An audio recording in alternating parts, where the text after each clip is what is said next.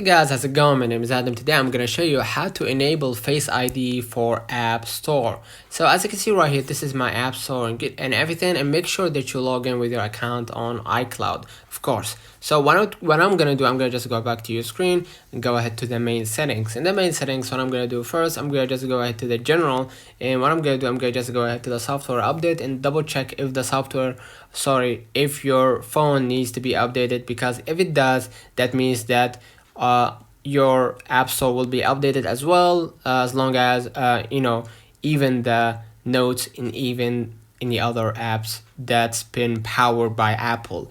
All right, so double check if it needs to be updated, and if it does, just go ahead and get right on it. And after you update it, just go ahead to the main settings and scroll a little bit down right here until you find the face recognition and passcode. Just click on it, enter your own passcode if you do have to, and if you don't, just go ahead and you will see right here the settings and everything. And what you're gonna do, you're gonna just set and Face ID, you're gonna see it in the blue highlighted word, and you're gonna just start doing the steps. And what you're gonna do after you set up your own face recognition, just scroll a little bit down and turn that protection or turn the passcode on.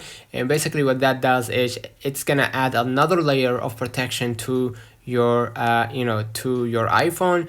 Whenever you are trying to download an app or purchasing an app, you will be asked for a Face ID, and if Face ID was not confirmed, you're gonna be able to add a passcode to confirm. Okay, and the last step before you close the video is to toggle on the iTunes and App Store. That means that whenever you are browsing your own iTunes and App Store and purchase something within these two apps, that means that you will be asked for facial recognition and passcode as well. Okay, and that same goes for Wallet and Apple Pay. All right, let me know in the comments if this video helped you. Don't forget to like and subscribe. Thank you for watching.